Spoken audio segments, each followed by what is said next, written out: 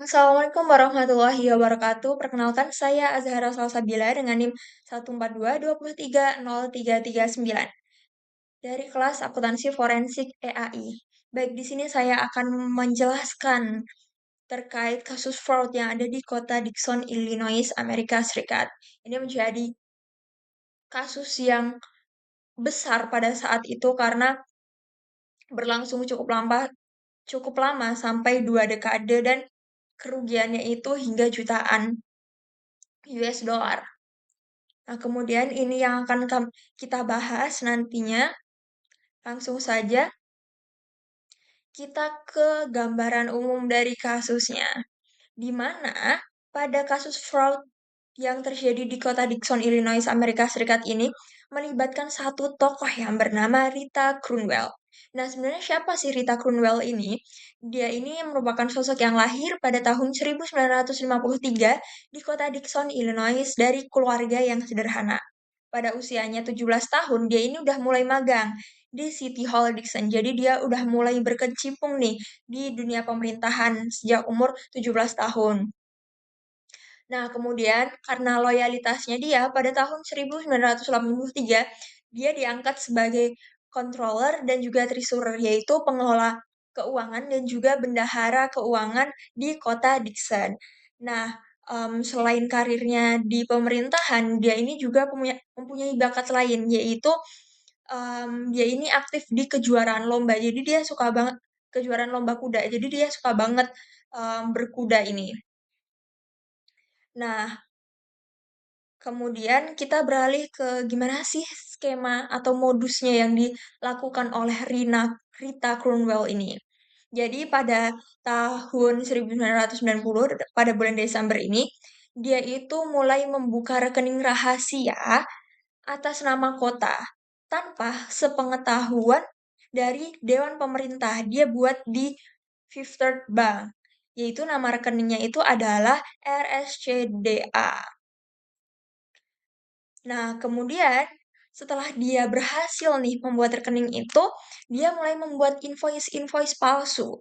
Di mana invoice palsu itu ditujukan ke proyek-proyek infrastruktur yang sebenarnya itu pun juga fiktif proyek-proyek infrastrukturnya.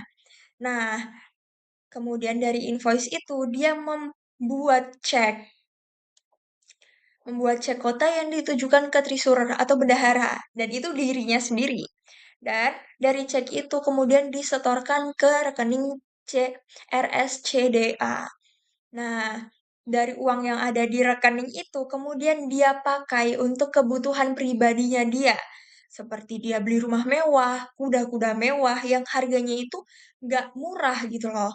Nah, kerugian yang ditaksirkan oleh negara yaitu sebesar 53 juta dolar.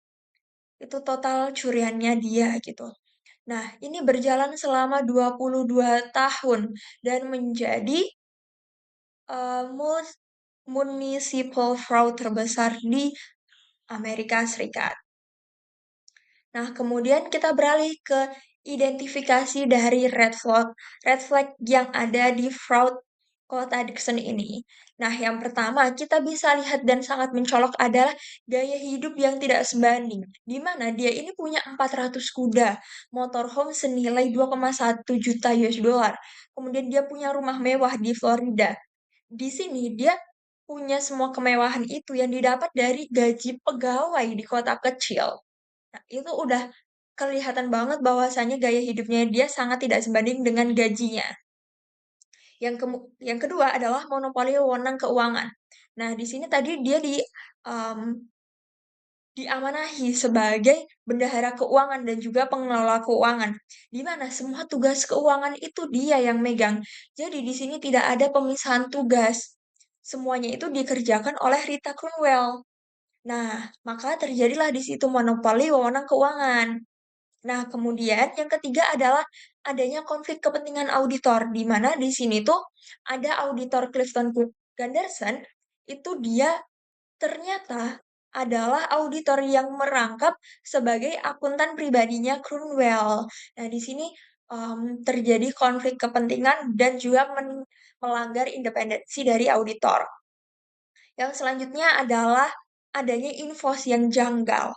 Nah, di sini invoice-nya ini ada yang tertera kalau misalnya invoice itu tidak ada logo negaranya. Serta ada juga invoice yang typo di bagian tulisan section dan ada juga invoice yang bertanggal 31 November. Sedangkan tidak ada di tanggal di kalender yang sampai 31 November. Nah, kemudian yang selanjutnya adalah dia ini membuka rekening tanpa sepengetahuan pihak lainnya. Jadi dia datang ke bank itu sendiri tanpa ditemenin sama pejabat-pejabat pemerintah lainnya. Nah, yang selanjutnya adalah dia itu hampir tidak pernah cuti. Karena fraud sendiri di sini cuti tidak pernah cuti sendiri di sini mengindikasikan salah satu yang mengindikasikan adanya fraud. Karena otomatis kalau misalnya dia cuti, em, jejak-jejak dia itu bakal kelihatan gitu. Oke, kita lanjut ke yang selanjutnya di skema fraud. Oke, kita akan bahas sedikit atau flashback sedikit terkait alur dari skema fraud yang tadi telah dijelaskan. Yaitu yang pertama pada Desember 1990, dia ini membuka rekening rahasia yang bernama RSCDA. Kemudian dia dari rekening itu dia membuat invoice fiktif. Dan dari invoice itu kemudian dia menerbitkan cek dari kas resmi kota berdasarkan invoice fiktif itu. Nah, dari cek itu kemudian ceknya disetorkan ke rekening RSCDA. Nah, dari situ dananya dia gunakan untuk kepentingan pribadinya dia. Kemudian dia itu menutup jejaknya dia dengan mengambil semua surat-surat terkait keuangan itu dia lakukan sendiri. Jadi surat-surat dari kantor pos yang kaitannya sama keuangan dia itu yang ambil sendiri gitu, tidak diwakilkan oleh yang lainnya. Nah, di sini kategori fraud-nya di sini ada tiga, yaitu aset misappropriation atau penyalahgunaan aset. Ini dengan menggunakan skema penagihan ya, tadi dari invoice fiktif, kemudian cek, kemudian rekening RSCDA. Nah, kemudian ini ada penyimpangan dalam laporan keuangan, di mana laporan keuangan itu tentunya tidak mencerminkan kondisi yang sebenarnya. Kemudian yang terakhir adalah korupsi, di mana itu tadi terjadi konflik kepentingan antar auditor. Nah, di sini bisa dianalisis juga menggunakan fraud pentagon, yaitu karena adanya pressure opportunity, di mana dia menguasai laporan keuangannya, kemudian rasionalisasi, dia merasa berhak atas dedikasinya, kemudian kompetensi ini tidak usah ditanyakan lagi bahwa dia satu-satunya yang paham akan laporan keuangan di kota Dixon ini dan juga arogansi. Nah, kemudian kita beralih ke evaluasi peran dan tanggung jawab etika dari ketiga pihak. Di sini Rita Cromwell ini tidak bekerja sendirian karena ada beberapa faktor yang bisa mempengaruhi dia untuk melakukan fraud tersebut.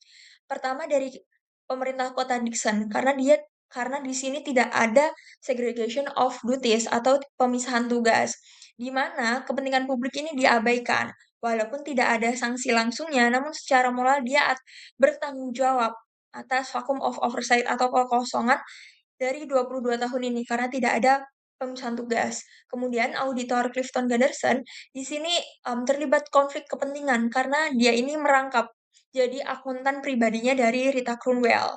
Tentunya ini melanggar prinsip independensi auditor. Dan dia diberi sanksi sebesar 35,15 juta dolar dalam penyelesaian gugatan. Kemudian di Fifth Third Bank-nya ini juga dia melakukan kegagalan yaitu mengizinkan pembukaan rekening tanpa sepengetahuan Dewan Kota dan melanggar prinsip-prinsip yang berlaku. Kemudian di sini dikenakan sanksi sebesar 3,85 juta dalam penyelesaian gugatan. Nah, kenapa sih bisa berlangsung lama banget nih sampai 22 tahun? Karena itu tadi, tidak ada pengendalian internal di dalamnya, kemudian adanya kegagalan audit eksternal, dan juga pelaku ini punya kontrol atas informasinya, di mana tadi surat-suratnya dia juga diambil sendiri kan. Nah, skema ini bisa berlangsung 22 tahun karena juga Rita ini menguasai seluruh siklus keuangan tanpa ada yang mengawasi atau memverifikasinya.